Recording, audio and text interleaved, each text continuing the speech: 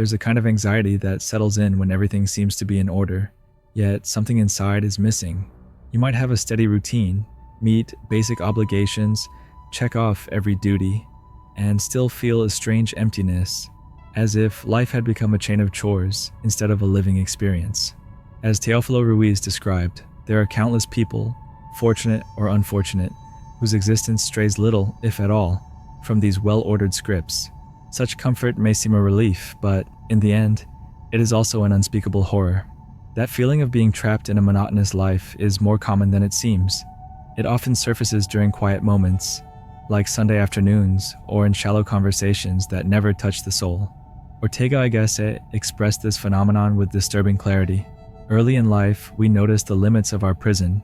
We take stock of reality, measure the length of the chain that binds our feet, and murmur, "Is this life? Nothing more than this?"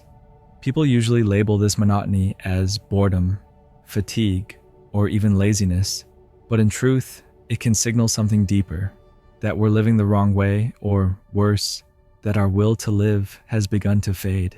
It was that way for Andrew, a 28-year-old administrative assistant who had devoted his life to shuffling bureaucratic paperwork. One May morning, upon entering the office, he finally realized how monotonous and meaningless his life was. He lived his days with Swiss punctuality, crossing the week the way one crosses an empty hallway, step by step, without poetry. And perhaps that's the first kind of death, the loss of the capacity to be surprised.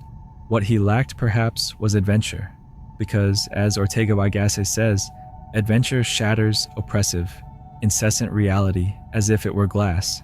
It is the unforeseen, the unthought of, the new. Each adventure is a rebirth of the world, a unique process. How could it fail to be interesting?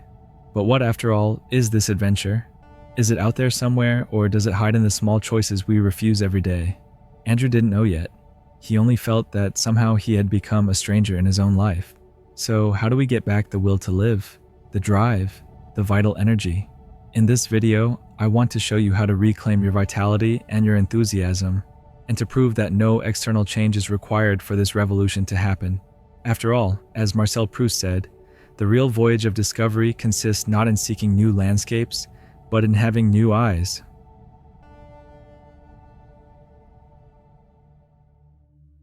All of us, at some point, have asked ourselves what it means to be happy. Almost always, we look for that answer outside, in achievements, trips, people, goals.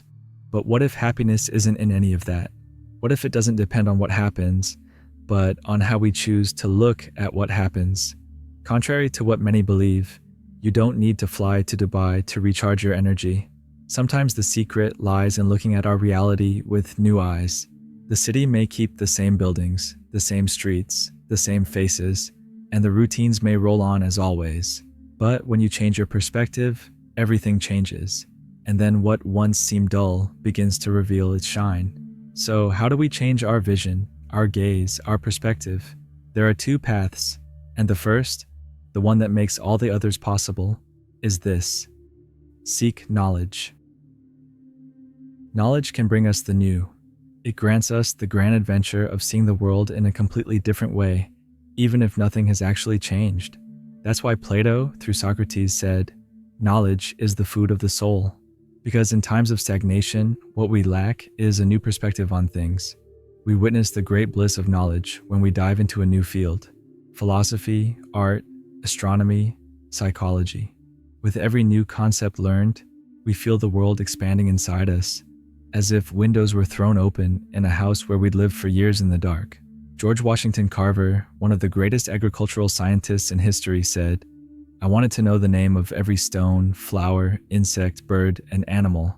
I wanted to know where their colors and life came from, but there was no one to tell me." It's that kind of curiosity that keeps us whole, because it gives us back a living world with all its complexity and beauty.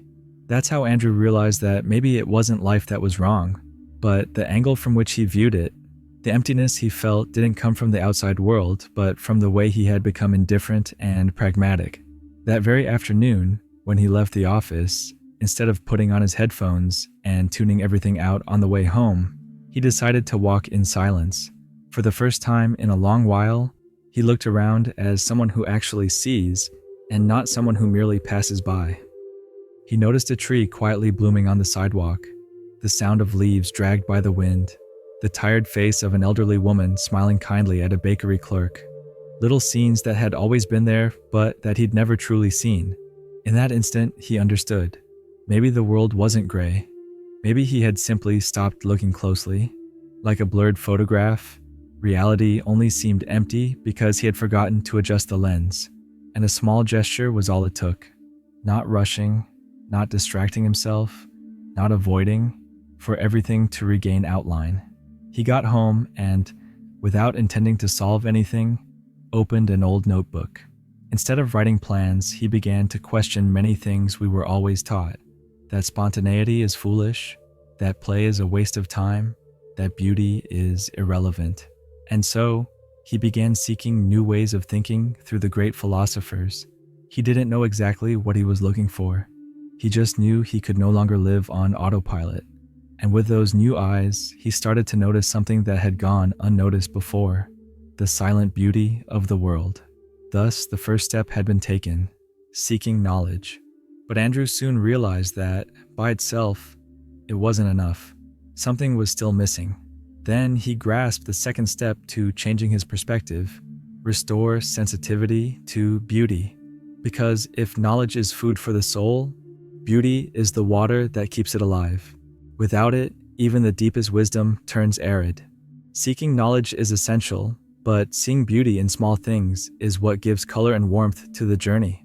And contrary to what many think, beauty is not a luxury for the sensitive.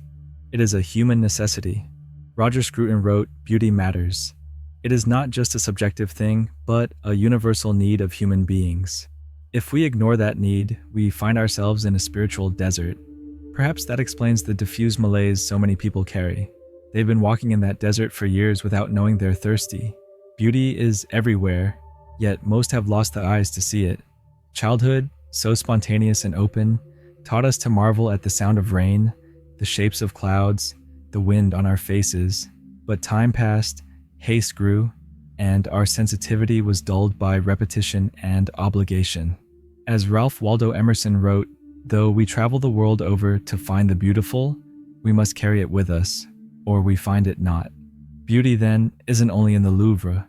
It's in the steam rising from fresh coffee on a cold morning, in a child's spontaneous laughter, in the smell of earth after rain, in the crunch of dry leaves underfoot. It's in the play of light at an ordinary sunset. The problem is we've been trained to notice only what is useful, functional, and productive. Anything that doesn't generate profit or immediate results is deemed a waste of time. And that's precisely when beauty disappears. So how do we recover it? How do we bring beauty back? Restoring our sensitivity to beauty is a process, and like any process, it begins slowly. It doesn't require a trip to Tuscany or a visit to a renowned art gallery. It can start with the simple exercise of stopping for 2 minutes and observing a bird, a leaf on the ground, the face of someone we love. Emerson wrote with touching precision, "Few adults can see nature. Most see no sun. At most they see it superficially. The sun shines into the eye of man, but it shines into the eye and the heart of the child. The lover of nature is he whose inward and outward senses are still truly adjusted to each other, who has retained the spirit of childhood even in the era of adulthood." That's the challenge, to regain the childlike spirit that viewed the world with wonder, in contrast to the reigning indifference. But it isn't enough to rediscover the ability to perceive beauty. We must also learn to cultivate it. Thus, there's something even more powerful than admiring the beautiful, participating in its creation, whether through music, poetry, philosophy, painting, or storytelling. We too can be sources of beauty in the world. Andrew didn't need to become an artist to revolutionize his life. He kept working in the same office, riding the same bus, walking the same streets. But he was no longer anesthetized. Through writing, Andrew added color to a monotonous routine, restoring pulse to what had been dormant. It led him, hesitantly and shyly at first, to put on paper what he felt. He didn't write to show anyone. He wrote so he wouldn't explode inside. At first, he wrote disconnected words. Later, fragments of daily life were transformed into poetry, reimagined with more color. He discovered that crafting a short story was like giving a home to feelings that once roamed free. What had suffocated him gained shape and clarity that brought relief, to the point that he could even see pain as a source of artistic inspiration for his work. Andrew understood then what no one had ever said clearly, that art is a human necessity, and that it can turn the day's weight into something beautiful. He realized that creating beauty wasn't just a hobby, it was a way not to fall ill. Echoing Nietzsche's line, "We have art in order not to die of the truth." But you don't have to write stories, poems, or books to start. You can play an instrument, take up painting, or any other hobby that interests you. The important thing isn't the outcome. It's the process of reimagining everyday life. If something in you was stirred by these words, don't let it fade. You can continue this journey right now. In the video on your left, you'll understand what happens when we silence who we really are out of fear of living. In the video on your right, you'll discover how passivity, that habit of letting life carry us aimlessly, may be destroying your life. Click one of them and continue your journey of self-transformation.